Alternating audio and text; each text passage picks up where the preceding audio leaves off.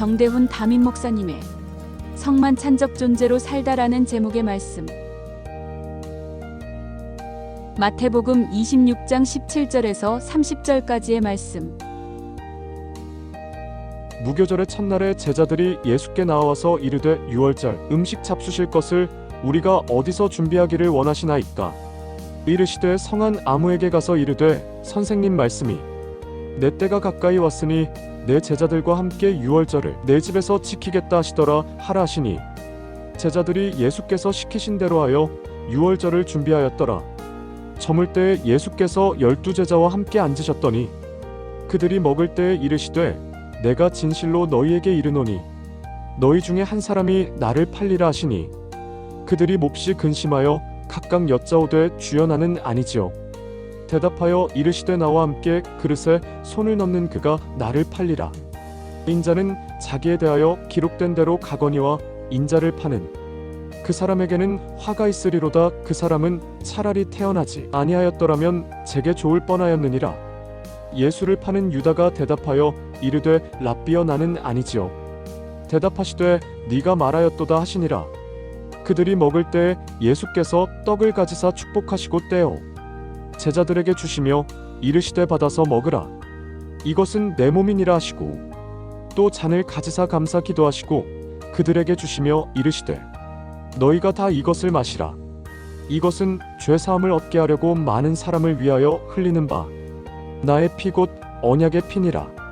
그러나 너희에게 이르노니 내가 포도나무에서 난 것을 이제부터 내 아버지의 나라에서 새 것으로 너희와 함께 마시는 날까지 마시지 아니하리라 하시니라. 이에 그들이 찬미하고 감람산으로 나아가니라. 아멘. 부산을 대표하는 산은 금정산이고요. 서울을 대표하는 산 중에 관악산이라는 곳이 있습니다. 지난 어느 유명한 방송 프로그램에 한 역술인이 나와서 이 관악산에 대해서 이야기를 했어요. 관악산은 정기가 좋고 같은 소원을 3번 빌면 들어줄 정도로 에너지가 좋은 곳이다. 이 한마디에 난리가 났습니다. 서울뿐만이 아니라 전국에서 20대, 30대, 40대 청년 세대가 이 관악산으로 물밀듯이 찾아오고 있다라는 거예요. 평일에도 이 산 정상에는 발 디딜 틈이 없이 전국에서 몰려온 사람들로 가득하다고 말합니다. 여러분, 관악산에 오르시겠습니까? 제가 살펴볼 겁니다. 보이시나 안 보이시나 제가 다 살펴볼 거예요. 불확실한 미래 시대를 살아가고 있는 우리 청년 세대가 얼마나 마음이 불안하면, 얼마나 마음이 갈급하면 그럴까라는 씁쓸한 마음도 들긴 합니다. 그런데 이 기사를 제가 보다가 제 눈을 의심케 하는 한 인터뷰를 보게 되었어요. 저는 교회에 다니는 청년이지만 좋은 기운을 받으러 관악산에 올라갔어요. 새해 첫날 해돋이 명소에 가서 새해 소원을 비는 것하고 뭐가 다르겠어요? 산에 올라가서 기운을 받는 게 무슨 큰 문제인가요? 기도는 기도이고 기운은 기운이죠. 이렇게 교회를 다니는 청년들 중에서도 이 관악산에 오르고 있는 청년들이 있다라는 것이죠. 얼마나 가슴 아픈 현실입니까? 내가 어떤 존재인지를 모르는 거지요. 온 우주의 주인 되시고 천지를 만드신 창조주 하나님과 내가 어떤 관계를 맺고 있는지를 모르는 것이지요. 그래서 예수를 믿는다고는 하지만, 교회를 다닌다고는 하지만 기운을 얻기 위해서, 좋은 정기를 받기 위해서, 또 행운을 찾기 위해서 산과 바다를 기웃거리며 방황하고 있는 청년 세대가 있다라는 것입니다. 여러분, 우리는 과연 어떤 존재일까요? 저와 여러분들은 어떤 존재로서 이 땅을 지금 살아가고 계십니까? 오늘은 종료주일입니다. 2000년 전 오늘 예수님께서 예루살렘으로 입성하실 때 수많은 인파, 수많은 사람들이 예수님을 환호하며 맞이했습니다. 호산나 호산나 다윗의 자손이여 찬송하리로다 주의 이름으로 오시는 이여. 수많은 백성들이 예수님을 환호하며 맞이했다라는 것이에요. 근데 불과 닷새 후에 예수님을 기쁨으로 환호했던 사람들이 돌변을 하기 시작합니다. 그리고 예수님을 향해서 이렇게 이야기합니다. 외칩니다. 저 예수를 십자가에 못 박아라. 저 예수를 당장 십자가에 못 박아라. 예수를 바라보며 환호했던 백성들이 이런 변심한 마음으로 예수를 대하고 있다라는 것입니다. 그 배신과 죽음의 십자가를 앞둔 전날 밤 예수님께서 제자들과 마지막 만찬을 나누시면서 떡과 잔을 제자들에게 주십니다. 그리고 말씀하세요. 이것은 너희를 위한 나의 몸이다. 이것은 너희를 위한 나의 피다. 제자들에게 말씀해 주셨습니다. 오늘 우리는 이날 밤을 기억하며 성찬의 자리로 나아가기를 원합니다. 성만찬적 존재로 살다. 우리의 존재가 성만찬적 존재임을 깨닫고 주님께서 베풀어 주시는 떡과 잔을 받을 때 우리의 존재가 회복되고 우리의 존재가 새롭게 될 수 있는 은혜의 시간이 다 되시기를 주님의 이름으로 축복합니다. 오늘 말씀 18절에서 보면 예수님께서 유월절 이 잔치 식사를 준비하기 위해서 제자들을 보내시면서 이렇게 당부하는 말씀이 있습니다. 성한 아무에게 가서 이르되 내 제자들과 함께 유월절을 내 집에서 지키겠다 하시더라 하라. 이 말씀을 제자들에게 주시면서 보내시고 있는 거예요. 그런데 이 말씀에서 우리가 주목해야 될 말씀이 아무에게라는 단어입니다. 아무에게. 이 단어의 원어는 데헤나라는 단어인데요. 이 단어가요, 신약 성경 전체에서 딱 한 번 쓰여졌습니다. 오늘 이 말씀을 통해서 딱 한 번 기록된 매우 독특한 단어라는 것이죠. 이 데헤나, 아무에게라는 단어의 의미는 굳이 이름을 설명하지 않아도 우리가 알고 있는 그 사람, 나도 알고 있고 너도 알고 있는 바로 그 사람, 아무에게 가서 말하라, 전하라 라는 뜻이에요. 여러분, 이 표현을요 가장 정확하게 표현한 우리의 말이 있습니다. 전라도에 가면요 거시기 있잖아. 거시기 그러면요 그 거시기가 누군지 다 알아요. 경상도에 가면요 갸 있잖아. 갸. 그럼 그 갸가 누군지 다 안다는 거예요. 이 아무나 아무에게 이 표현이 바로 그 거시기, 그 가, 그를 의미한다라는 것입니다. 그런데 놀라운 일이 벌어지고 있습니다. 이름도 기록되어 있지 않는 그 아무개, 그 평범한 아무개, 그 아무개의 다락방이 어떤 장소로 지금 바뀌고 있는 거예요? 그 먼지가 쌓여있는 초라한 다락방이, 아무개가 준비한 그 다락방이 인류 전체를 구원하는 구원의 메시지가 눈으로 보여지는 성만찬의 첫 번째 장소로, 현장으로 들여지고 있다는 거예요. 존재가 바뀌고 있는 거예요. 그 평범한 아무개가 준비한 그 초라한 식탁, 그 초라한 밥상에 있는 떡과 잔이 여러분, 우리를 구원하시는 생명의 양식, 예수님의 몸과 피로 존재가 바뀌고 있다는 것을 우리가 눈여겨봐야 된다라는 것입니다. 이 동일한 사건이 마가복음과 누가복음에도 기록되어 있는데요. 이 말씀에서 마가복음과 누가복음에서는 이 아무개를 뭐라고 소개를 하고 있냐면은 물 한 동이를 가지고 가는 사람이라고 표현하고 있어요. 그 아무개가 물 한 동이를 가지고 가는 사람. 이 아무개는요 대단한 사람이 아니에요. 대단한 힘을 가진 권력자가 아니에요. 엄청난 부자가 아니에요. 매일매일 마셔야 되는 그 물 한 동이를 가지고 가는 지극히 평범한 아무개였다라는 것입니다. 그런데 그 아무개의 인생에, 그 평범한 아무개의 인생에 예수님께서 찾아오세요. 예수님께서 그 영혼을 부르십니다. 그럴 때 구원의 드라마가 드러나는, 눈으로 보여지는 구원의 역사가 드러나는 특별한 사람으로 존재가 바뀌고 있다는 것입니다. 그의 초소가 누추하고 초라할 수밖에 없는데 성만찬이 첫 번째 거행되는 인류 역사상 가장 중요한 장소로 바뀌고 있다라는 것입니다. 존재가 바뀌고 있다는 것이. 사랑하는 성도 여러분, 우리도 세상에서 살아갈 때 평범한 아무개와 같은 인생일 수도 있어요. 대단한 인생이 아닐 수 있습니다. 무슨 양손에 금보다리 쥐고서 살아가시는 분 많지 않아요. 그저 우리가 매일 먹고 살아야 될 그 양식을 구하기 위해서, 그 물을 구하기 위해서 가지고 다니는 평범한 인생일 수 있다라는 것이에요. 남들보다 더 똑똑하지 않고 더 많은 것을 가지고 있지 않은 평범한 인생일 수 있다는 거예요.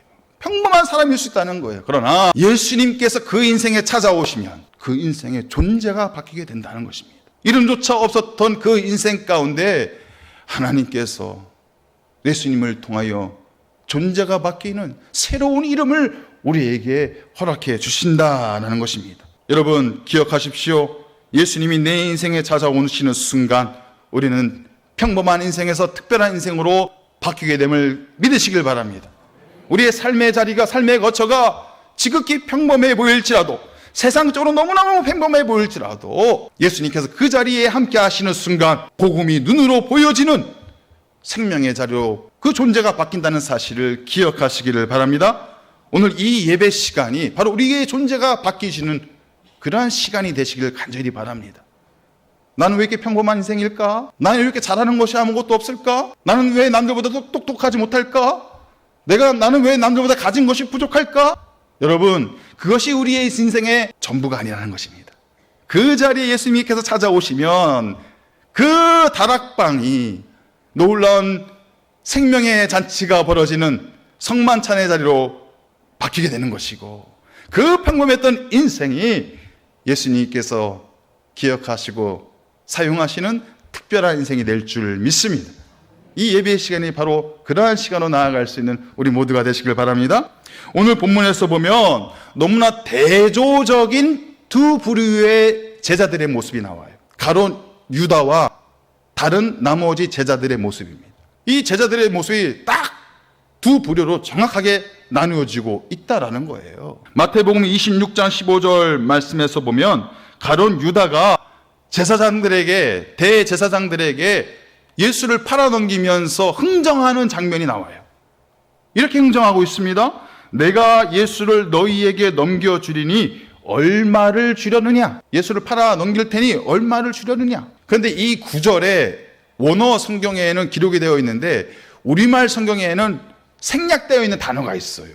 그 단어가 바로 모이라는 단어예요. 모이. 이 단어의 의미는 나에게, 나를 위해서, 그런 의미예요. 지금 가룟 유다는요, 예수를 왜 팔아넘기는 겁니까? 나를 위해서. 나를 위해서 예수를 팔아넘기는 거예요. 은산십에 팔아넘기는 거예요. 나를 위해서. 예수를 왜 따라왔을까요? 나를 위해서. 가룟 유다가 보여주고 있는 믿음의 모습이 바로 나를 위해서 예수를 이용하고 팔아넘기는 그런 모습을 보여주고 있다는 것입니다. 반면에 마태복음 26장 17절 말씀에서 보면 다른 제자들은 예수에게 이렇게 물어보고 있는 장면이 나와요. 유월절 음식 잡수실 것을 우리가 어디서 준비하기를 원하시나이까?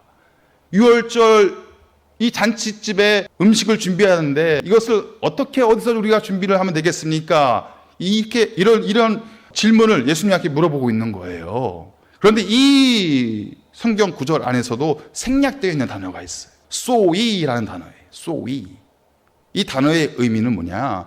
당신을 위하여, 주님을 위하여 라는 의미를 가지고 있어요. 우리가 음식을 준비할 텐데 주님을 위하여 그 음식을 어떻게 준비하면 되겠습니까? 라고 물어보고 있는 거예요. 가룟 유다는 나를 위하여 예수님을 따라왔는데 다른 한 제자의 모습은 주님을 위하여 우리가 무엇을 준비하면 됩니까? 그런 믿음의 자세로 서 있다라는 것입니다. 모이, 나를 위하여, 그리고 소이, 주님을 위하여. 이 단어가 겉으로는 비슷해 보여도요, 이 단어가 품고 있는 인생은 완전 정반대의 인생으로 결론 지어줄 수밖에 없다는 거예요.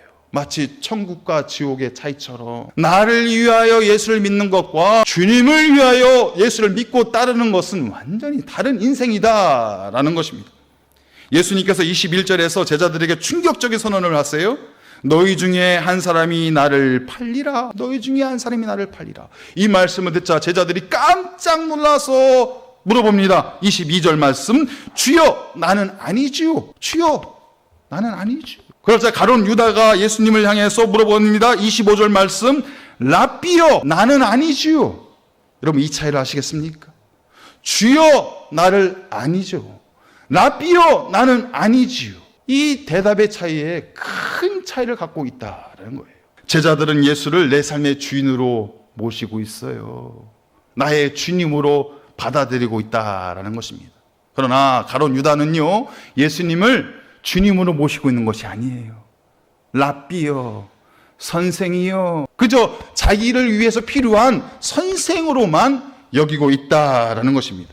예수님을 주님으로 모신 인생은 어떤 인생을 살아갈 수 있을까요? 소위 주님을 위한 인생으로 내가 무엇을 준비하면 됩니까? 주님을 위해서 나는 어떻게 살면 되겠습니까? 그런 인생으로 살아갈 수 있다면 예수를 그저 나의 좋은 선생, 나에게 좋은 기운을 갖다 줄 수 있는 존재로만 여기는 사람들은 모이 나를 위한 인생으로 살아갈 수밖에 없다는 것입니다. 여러분, 우리는 어떻습니까? 우리는 예수를 따르며 신앙생활을 하고 있는데 이 신앙생활의 방향이 어디를 향하고 있습니까? 나의 성공, 나의 만족, 나의 행복을 위한, 나를 위한 믿음의 삶을 살아가고 있습니까? 아니면 주님을 위하여 나는 어떻게 살아야 될까? 주님을 위하여 나는 무엇을 준비하면 될까? 주님을 위한 믿음의 삶으로 나아가고 있습니까?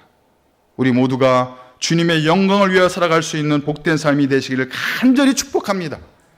나를 위한 예수를 바라보는 것이 아니라 주님을 향하여 나는 어떻게 살아갈고, 주님을 향하여 나는 어떤 믿음으로 살아가야 될고, 그것을 생각하며 살아갈 수 있는 우리 모두가 되시길 바랍니다. 그러면 주님을 위한 삶을 살아가게 된다면 우리는 주님의 말씀 앞에 100% 그 말씀을 신뢰하고 따를 수 있게 되는 것입니다. 주님의 마음으로 내 사랑하는 가족과 이웃을 위하여 살아갈 수 있게 되는 것입니다. 내 성공과 내 만족을 위한 삶이 아니라 주님께서 우리에게 맡겨주신 그 사명의 자리를 우리가 감당하면서 살아갈 수 있게 되는 것입니다. 주님의 몸인 이 교회를 더욱 아름답게 세워가기 위해서 섬김과 헌신의 자리로 나아가 살아갈 수 있게 되는 것입니다. 이 모습이 바로 주님을 위하여 살아가는 사람의 모습이라는 것이에요. 반면에 나를 위하여 예수를 따르는 인생은 어떤 인생이 될까요? 나를 위하여 살아가는 인생은 어떤 모습이 되겠습니까? 주님의 사명이 아니라 내 인생의 성공을 위해서 살아가게 되는 거예요. 예수를 믿는 목적이 내 인생의 성공을 위해서 믿게 된다라는 것입니다. 주님께서 내게 맡겨주신 그 사명의 자리를 가볍게 여기고 세상에서 내가 누려야 될 그 성공의 자리를 우리는 바라보며 살아갈 수밖에 없게 되는 것이죠. 내 가족과 이웃을 진심으로 사랑하는 것이 아니라 오직 나만의 행복을 위해서, 나만의 만족을 위해서 살아갈 수밖에 없는 삶이 된다라는 것입니다. 교회를 위해서 나는 어떤 섬김의 자리 가운데 있을까? 헌신의 자리 가운데 있을까라는 생각보다는 교회가 나를 위해서 무엇을 해줄까? 교회가 나를 어떻게 대접해줄까? 어떻게 대우해줄까? 그런 생각에 살아갈 수밖에 없게 되는 것입니다. 사랑하는 성도 여러분, 우리 모두는 나를 위해서 사는 존재가 아니라 주님을 위해서 사는 존재임을 기억하시길 바랍니다. 우리를 그런 존재로 하나님께서는 만들어 가고 계심을 믿으시길 바랍니다. 예수님은 나를 위해서 살았던 가룟 유다를 향해서 24절에서 무서운 탄식의 말씀을 하고 계세요. 이렇게 말씀하고 있습니다. 인자를 파는 그 사람에게는 화가 있으리로다. 그 사람은 차라리 태어나지 아니하였더라면 제게 좋을 뻔하였느니라. 그러나 우리 주님께서는 주님을 위해서 살아가는 사람들에게는 어떤 칭찬의 말씀을 해주실까요? 그 사람이 태어나길 정말 잘했어. 그 사람이 우리 동래주안교회 믿음의 성도로 함께 생활할 수 있어서 정말 다행이야. 그 사람이 있어서 너무나도 기쁘고 즐거웠어. 주님을 위하여 살아가는 사람들이 듣게 되는 이 영광스러운 칭찬이 우리 모두를 향한 주님의 음성이 되시기를 간절히 축복합니다. 이제 예수님은 제자들과 함께 마지막 성찬을 나누시는 장면이 나오는데요, 오늘 본문 26절 말씀입니다. 이렇게 말씀하고 있어요. 예수께서 떡을 가지사 축복하시고 떼어 제자들에게 주시며 이르시되 받아서 먹으라. 이것은 내 몸이니라. 기독교 영성가였던 헨리 나우에는 이 짧은 말씀을 통해서요, 네 가지 중요한 동사를 발견합니다. 그리고 이 네 가지 중요한 동사를 통해서 우리가 어떤 존재인지를 설명하기 시작해요. 바로 우리가 성만찬적 존재이다. 그 의미를 이 말씀을 통해서 설명하고 있습니다. 첫 번째, 떡을 가지사. 우리는 선택받은 존재라는 것입니다. 선택받은 존재. 여러 가지 떡이 있었습니다. 하지만 예수님의 손에 들린 떡은요, 선택받은 떡이에요. 그 떡은요, 생명의 떡이에요. 그 떡이 구원의 떡입니다. 세상에 수많은 백성들이 있어요. 수많은 사람들이 있었어요. 하지만 예수님의 손에 들린 선택받은 백성은 저와 여러분들이라는 것이에요.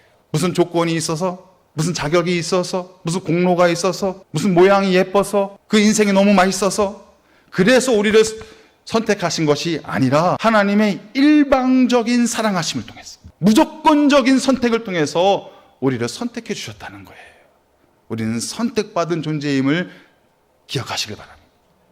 두 번째, 떡을 축복하시고 우리는 축복받은 존재라는 것이에요. 예수님은 떡을 들어서 축복하셨습니다. 축사하셨어요.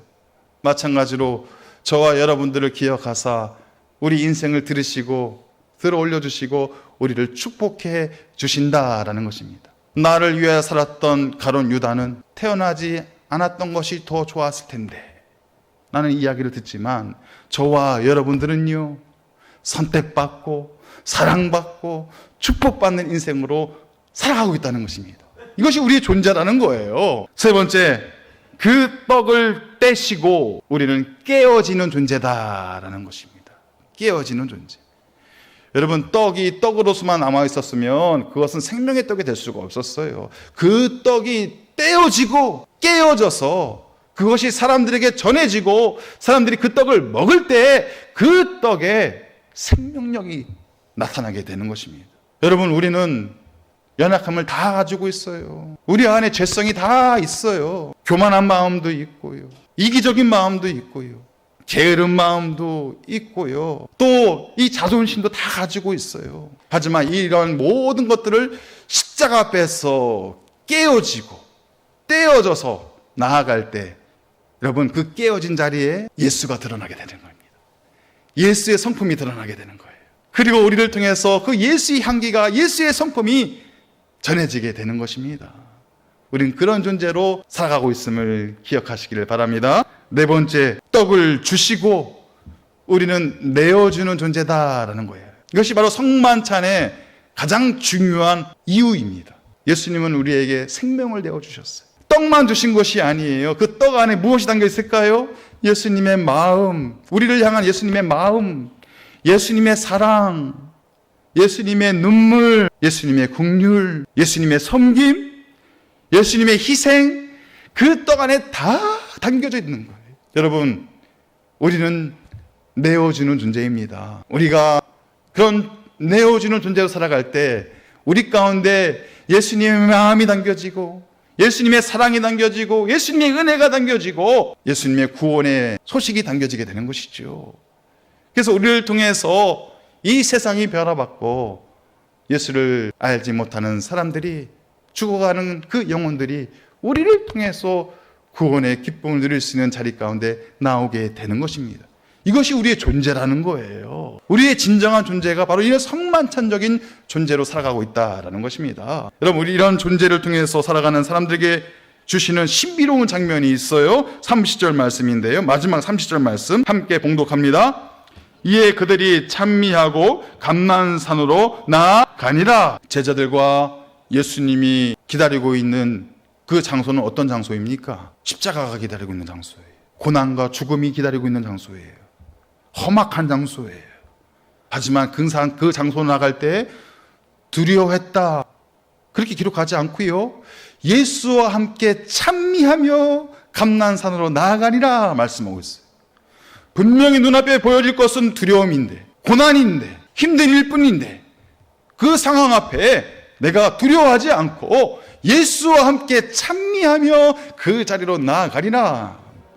성만찬적인 존재를 살아가는 백성들은, 성만찬적인 인생으로 살아가는 사람들은 세상의 두려움 앞에 벌벌 떠는 것이 아니라 예수와 함께 손을 붙잡고 찬미하며 그 자리로 나아갈 수 있는 영광스러운 삶이 된다라는 것입니다. 사랑하는 성도 여러분, 오늘 종료주일과 성찬주일을 맞이해서 우리가 어떤 존재인지를 다시 한번 발견할 수 있기를 간절히 바랍니다. 평범한 암흑의 인생인 것 같지만 예수님께서 우리에게 찾아오셔서 너는 특별한 인생이야, 너는 특별한 존재야, 우리를 부르시고 있음을 기억하시길 바랍니다. 소위 나를 위하여 살아가는 존재가 아닙니다. 소위 주님을 위하여, 주님의 영광을 위하여 살아가는 우리의 모습이 되시기를 바랍니다. 나아가 주님께서 우리를 선택하셨습니다. 주님께서 우리를 축복하셨습니다. 그리고 십자가 앞에서 우리의 연약함, 우리의 부족함, 우리의 죄악들 다 찢으시고 내려놓게 하셨습니다. 그리고 이제 우리를 통해서 예수님의 마음이 전해지게 하셨습니다. 예수님의 은혜가, 예수님의 복음이 전해지게 하셨습니다. 바로 우리가 성만찬적 존재로 살아가고 있음을 기억하시고 세상의 어떠한 두려움 앞에서도 떠늘고 두려워하는 것이 아니라 예수와 함께 찬미하며 나아갈 수 있는 믿음의 삶이 다 되시기를 주님의 이름으로 축복합니다.